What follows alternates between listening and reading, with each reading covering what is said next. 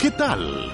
Bienvenidos a En Pocas Palabras, el podcast de Omar García. Saludos, este es un nuevo podcast En Pocas Palabras con Omar García. Gracias por acompañarnos, gracias a la Universidad Central de Nicaragua. Vamos a hablar con el doctor Oscar Manuel Gómez Jiménez, nuevo rector, y siempre lo vamos a recordar, al doctor Francisco López, que tuvo una relación muy bonita con este programa, con nosotros. Usted, doctor Oscar Manuel Gómez, ya estaba en la universidad, ¿verdad? La Universidad Central de Nicaragua, que ya tiene sus casi 17 años, tiene una trayectoria de crecimiento increíble.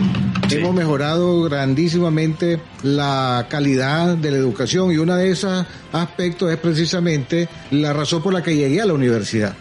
La universidad estaba en un franco crecimiento en la parte académica y necesitaba un vicerrector académico estudiado y con experiencia. Yo tengo casi 40 años de andar en la docencia y me he preparado y me he autopreparado para poder enfrentar tantas cosas, incluyendo los retos que nos ha deparado esta pandemia. ¿Qué es lo que enseñamos nosotros en la universidad? A ser polifacético. Exacto. Yo no soy veterinario, sí, pero puedo hablarte de veterinaria. Es decir, yo no voy a ir a meterme en una operación de un perrito. La cultura general que vamos a tener que es lo que hace a los intelectuales. Exactamente. ¿Qué es lo que hace falta empujar ahora en la enseñanza integral del colegio, de las universidades y los centros técnicos? Fíjese que yo siempre he comentado eso y en la universidad he tenido oportunidad de brindar charlas.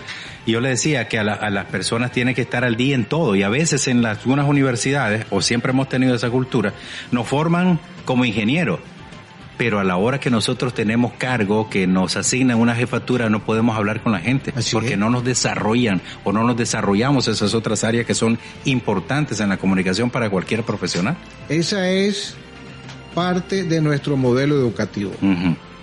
La misión de la universidad dice que nosotros formamos profesionales integrales y emprendedores. Pero la integralidad que muy pocas personas o muy pocas instituciones han logrado definir, nosotros la tenemos definida en 4 aristas. El saber, lo que los hechos pueden estudiar y estudiar y estudiar. Luego, ¿qué pueden hacer con lo que saben? El saber hacer.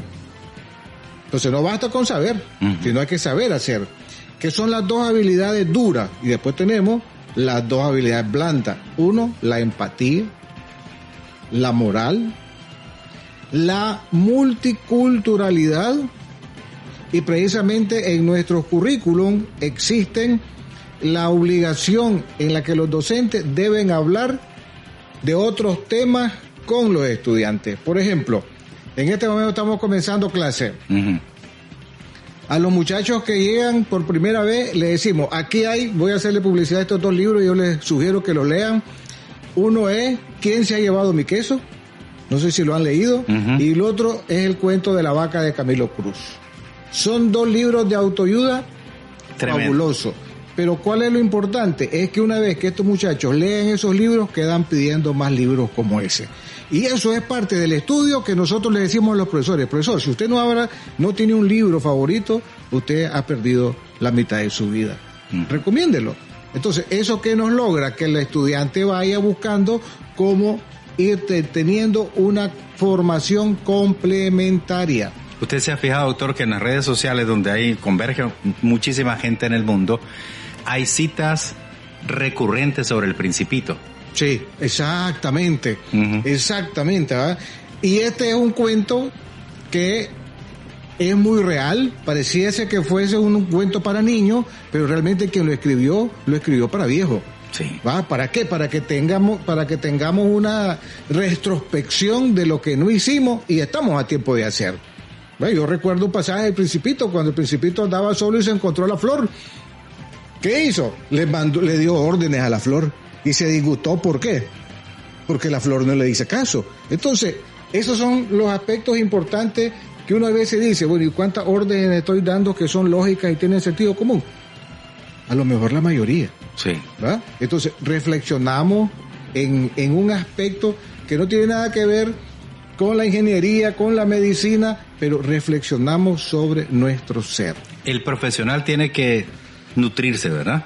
Así es. O sea, no solamente la parte técnica, no desestimar clases complementarias. Complementarias, que son las clases que desarrollan el humanismo. La persona. La persona, ¿verdad? Yo como ser humano tengo que tener valores, tengo que tener principios, pero eso yo no los puedo inventar. La sociedad ya tiene una lista, principios y valores, que lo que tenemos que hacer es apropiarse. Uh-huh. Hay un poema, no sé si me permitís que te recite un poema de Rubén Darío. No hay problema, claro que sí. Este es un poema que a mí, en lo particular, me ha enseñado a vivir. Lo he agarrado como propio. Uh-huh. Hice un poema donde hay dos actores principales, dos personajes principales. Uno es cada uno de nosotros representado por un diamante y el otro es la calumnia. Dice el poema, que se llama La calumnia, de Rubén Darío. Puede una gota de lodo sobre un diamante caer. También puede del mismo modo su fulgor oscurecer. Pero aunque el diamante todo se encuentre lleno de fango, el valor que lo hace bueno jamás lo hará de perder. Y seguirá siendo diamante aunque se encuentre cubierto de cieno. Usted es el diamante aquí, sí, y las personas que hablan mal de uno pueden criticar lo que pues quieran. ¿Y qué me importa a mí? Sí. Y eso yo creo que hay que apropiarse, como usted dice, doctor, la palabra, porque a veces hay personas que se molestan por una crítica. Correcto. Hay que recibirlas de donde vienen. ¿Por qué? Porque como dice Rubén, ¿cuál es el valor que lo hace bueno? Ajá. Si yo identifico cuál es el valor que me hace bueno, ¿por qué te va a molestar? ¿por qué me voy a molestar? Decía un doctor que tuve yo en Alemania de tutor, mira, me dice, escuché a la gente que habla mal de vos. Pero no para que te disguste, sino que posiblemente ahí hay razón sobre las cosas que tenés que mejorar. Uh-huh. Son tus mejores amigos. Son los que no te adulan. Puede ser que te quieran destruir, pero esa persona te está viendo con otros ojos diferentes. No se disguste. La adulación no es buena. La adulación no es buena. No es buena. No es buena.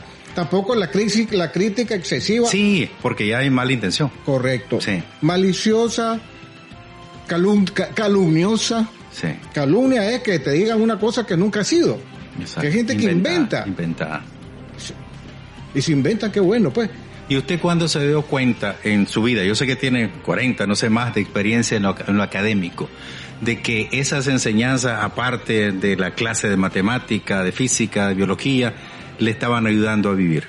Mira, en la universidad, yo estudié en León, llevé una clase con uno de los darianos más grandes de Nicaragua, Edgardo Buitrago, el poeta Edgardo Buitrago. Uh-huh. Cuando yo llegué, él comenzaba ya a perder su visión. Y yo cometí el error de hacer una mala expresión de él. Entonces me castigaron. ¿Cómo? Me nombraron lazarillo por 3 meses de él. Tenía que ir a traerlo a su casa, uh-huh, y llevarlo a la universidad y regresarlo. Pero ¿para qué me sirvió eso? Me enseñó a que yo comenzara a amar la poesía, la literatura, porque en ese interín, como él ya no miraba, me ponía a leerle el libro. De ahí me enamoré yo de la literatura, uh-huh, de los libros, de las cosas. ¿Y él le pidió que le leyera, usted se acuerda? Sí, claro. Uno de esos son estos poemas de Rubén Darío, porque es uno de los darianos más connotados. Exacto. Y la otra cosa que es sumamente importante, que jamás se me va a olvidar, la gigantona. Vos sabés que en León hay gigantonas en todos los barrios. Sí. Entonces, cuando pasaban las gigantonas, él me decía, vamos a la calle, y él podía reconocer de qué barrio era la gigantona por las coplas y por la temática. Por el sonido, por el sonido de los tambores. Por el sonido de los tambores. Esa gigantona me decía es de Sutiaba, esa es del Coyolar, esa es... Pero la otra cosa interesante que me ponía a prueba el maestro es que cuando entrábamos después, que pasaba la gigantona, me decía, a ver, Oscar, escribime cuáles son las coplas que pasaron. Me pasó una vez. No, profesor, le digo, no puedo, le digo, sí, no le puse atención. En la próxima se la vuelvo a preguntar. Y desde ahí comencé pues a hacer ese tipo de cosas. Usted sabe que a mí tampoco se me olvida cuando era de chavalo. Usted sabe que cuando las familias son de una religión te dicen que vaya, vos vas porque sos chavalo, como vas a estudiar y vos no querés estudiar, hasta después es que vos vas adquiriendo el sabor a la educación. Y yo recuerdo que este señor nos decía, un familiar retirado, creo que era tío, pero ya viéndolo bien, no era un tío mío por eso, pero por alguna razón convivíamos con sus primos, con su familia. Y un día que regresamos de misa, le pregunta a sus hijos, ¿y de qué fue hoy la homilía? Y nos dejó, mire, mudo. Desde ese entonces, cuando yo volví otra vez a misa o alguna actividad, yo me fijaba, el tema de hoy es tal cosa, y el sacerdote, la persona que está predicando, te dice, ese es el tema histórico, ¿verdad? Está ahí, sí. Pero ¿cómo lo aplicamos? Porque a veces vamos a misa y creemos que todo es igual, que es repetitivo, que es lo mismo, que solo vas a recitar, pero hay un tema. Hay un tema. Y ahí es donde uno aprende a escuchar. Correcto, que tiene esas características. Es un tema y es contextual. Sí. Eso homilía posiblemente hace 1000 años le dijeron. Sí. En otro contexto. En otro contexto. Ahora es otro contexto. Y dentro de 2 años, 10 años, 20 años, será otro contexto. Y tendrá su valor. Y tendrá su valor, correcto. Sí. Que son las cosas que no se pierden. Las cosas se transforman, pero no se pierden. 2 grandes lecciones he tenido yo de los científicos que he adorado, pues. Uh-huh. Albert Einstein, la materia no se crea ni se destruye, se transforma. Se transforma. Igual que la energía no se crea ni se transforma. No se crea ni se destruye, perdón, se transforma. Todas nuestras cosas son materia y somos energía. Dios es energía. Uh-huh. Nosotros somos energía, nos transformamos. Y quien no está dispuesto a aceptar o promover esas transformaciones está condenado a morir. En esas transformaciones entran los profesores que ya tienen su estilo. Ya vamos a ver. Y ahí es lo complicado, pero ya vamos a hablar de eso, porque ahorita me estoy acordando de mis clases en las que el profesor solo en la espalda nos daba y se ponía a escribir. Eso mismo. Es dictado, lección número 42, y nosotros que nos sudaban los dedos, la mano, de tanto escribir. ¿Para qué? ¿Para qué? Me decía mi hija ahora, mire papá, fíjese que en la universidad llevó un profesor y llevó una PowerPoint, una presentación. Y de ahí dice, pero mejor no hubiera dicho que investigáramos, dice, porque nos puso toda la masa del texto y ahí no estamos haciendo nada. Y ahí es donde yo creo que hay un reto tremendo en la educación de todos los niveles. Vamos a regresar con el rector de la Universidad Central de Nicaragua, Oscar Gómez, que nos está acompañando esta mañana. Las 10:29, vamos a ir con información que nos tiene Gerson Dumas. Adelante, Gerson, te escuchamos, la primerísima. Entonces, la conversación que tenemos con el doctor Oscar Gómez, decano, rector de la Universidad Central de Nicaragua. Estamos saludando al decano de la medicina veterinaria porque ya tenemos el contacto para ayudar a esta persona con su perrita. Entonces, íbamos a ese asunto, a cómo está esa actitud de actualizarnos, de cambiar y hablar con esos profesores que de repente como que tienen ya esa formación de todos los días igual. La situación mundial que hemos vivido y que continuamos viviendo ha obligado a cambiar a las personas. Como podemos ver, hemos tenido cambios en la actitud, en nuestro comportamiento. Hemos visto cómo las personas han cambiado hasta su estilo de vida. Hemos visto cómo los estudiantes han cambiado la forma en cómo aprenden. Ya hoy los muchachos no van con un folleto a leerlo y a memorizárselo. Ya no. Hemos cambiado muchos aspectos. Y en la educación, nosotros como universidad hemos hecho una transformación adelantada a lo que ha sucedido. Con el difunto rector Francisco López, teníamos nosotros en mente constituirnos en una de las primeras universidades virtuales de Nicaragua. En línea. Y lo hemos venido haciendo poco a poco. De tal manera que en marzo del año pasado, la universidad pasó completamente a ser una universidad virtual y en línea.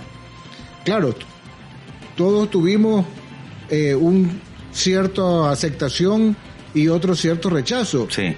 Hubieron profesores que nos dijeron, no, yo sí no trabajo, me voy. Cuando vuelva a la normalidad, regreso. No va a volver, esa normalidad no va a volver. Esa normalidad no va a volver, sí. ¿Verdad? Esos son los aspectos derivados de hacer esta reflexión. Uh-huh. Esa normalidad no va a volver. Sí. Y eso tienen que saberlo los profesores, los padres, los estudiantes, la población, la sociedad en general. Sí.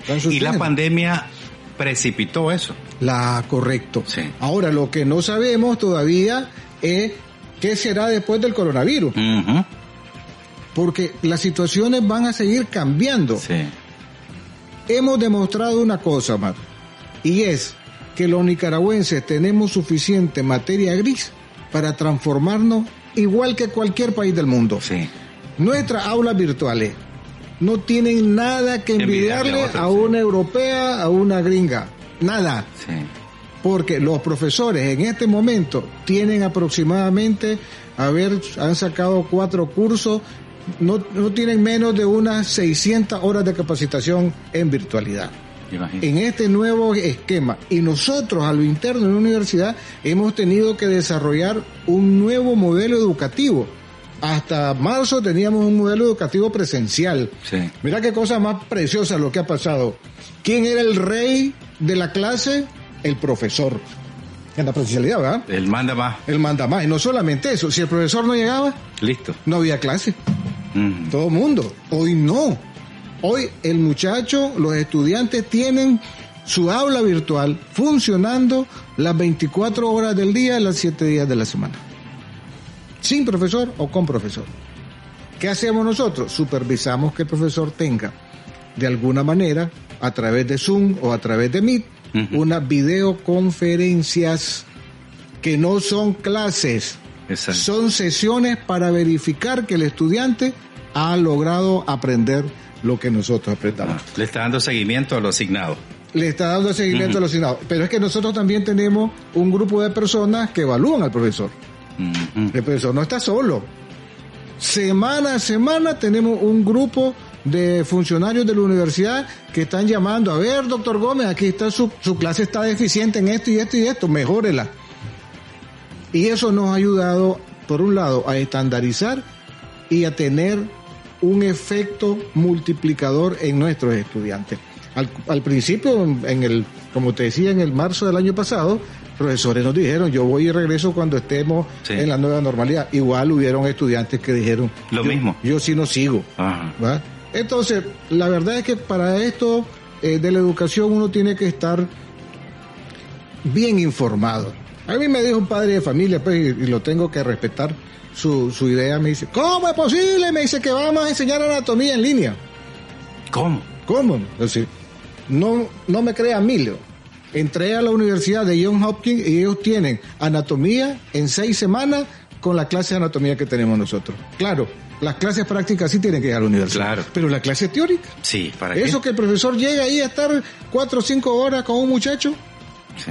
Además, en el nuevo modelo dice, quien aprende es el centro ahora, ya no el que enseña. Antes el centro de la educación era el que enseñaba, ahora el centro de la educación es quien aprende, porque los psicólogos educativos han logrado identificar que cada persona tiene su propia forma de aprender. Sí. Y hasta hace poco el aprendizaje lo queríamos estandarizar. Uniformar, ¿verdad? Estandarizar. El que no llegaba con ojeras al examen no eres buen estudiante. Exactamente, no, ahora no. Sí. Ahora hay temas globales que son los que el profesor debe lograr que los estudiantes alcancen, no solamente aprenderlo, comprenderlo, analizarlo y, de ser posible, modificarlo. Esa es parte de la investigación, porque no todo es verdad absoluta. Sí. ¿Va? Nosotros tenemos que darle al muchacho una habilidad para que tenga un pensamiento crítico. Ahora, ahí el uso de los aparatos que tienen individualmente los estudiantes, digamos tabletas o teléfonos celulares, tiene una función de complemento. Claro. Ya no es que no me toques ese celular. No. Ya no. Es más, ahora, si hay un encuentro presencial en la universidad, el profesor tiene que estar con el teléfono. Y los estudiantes tienen que estar con el teléfono. ¿Por qué? Porque es que la clase está en línea. Exacto. El mismo profesor sabe que él anda su clase en el teléfono. Ahora, ¿qué cosas son aspectos importantes que hemos podido nosotros responder? Hubieron estudiantes que nos dijeron, yo me voy porque no tengo internet en mi casa, ni tengo computadora.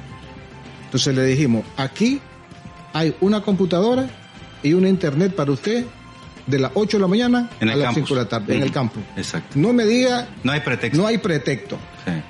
Es que yo quiero... Bueno, venga. Es que yo quiero la clase presencial. Venga aquí al laboratorio. Exacto. Pero lo más importante de todo en este modelo, Omar, es que los profesores vamos a verificar aprendizajes. Sí. Vamos a verificar que el estudiante logró alcanzar los objetivos de aprendizaje. Para eso hay diferentes técnicas, diferentes metodologías. Sí. El inglés, por ejemplo. El inglés ya no hay profesor.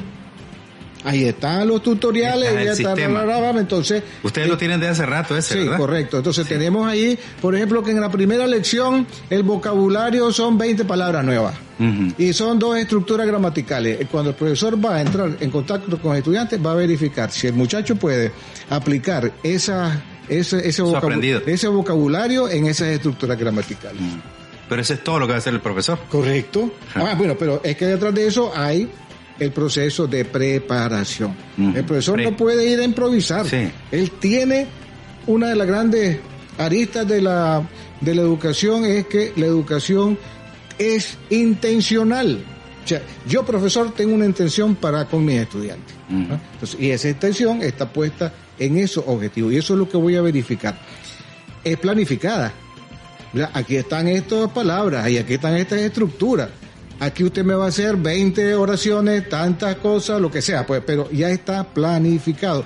Y lo más importante que le decimos al estudiante, esta actividad de esta semana tiene un valor de 20 puntos. Si usted completa toda la tarea, tiene los 20 puntos. Si medio la completó, tiene 15. Si medio, tiene 10. Y si no, tiene 0. Usted ya se pone su nota. Usted ya sabe la nota que va a sacar. Incluso. ¿Verdad? Incluso. Sí. No va a estar sufriendo. No va a estar sufriendo. Entonces, pero ese es el esfuerzo que el estudiante tiene que hacer. Él tiene que decidir. Que no se sienta obligado, que está ahí porque quiere ser un profesional. Entonces, quiere ser bueno. Y que además que diga de qué tipo de profesional, si quiere ser uno de 20, uno de 10, uno de 5, uno de 0. Va a depender de él o de ella. Correcto. ¿Por qué? Porque la responsabilidad de aprender es del estudiante. Sí. El profesor tiene que planificar. Muchas gracias por la plática, doctor Oscar Manuel Gómez Jiménez, rector de la Universidad Central de Nicaragua, por esta plática sobre modelos educativos, educación y principalmente sobre el asunto de la cultura general que se adquiere leyendo. Gracias por elegirnos entre el infinito mundo de las comunicaciones actuales.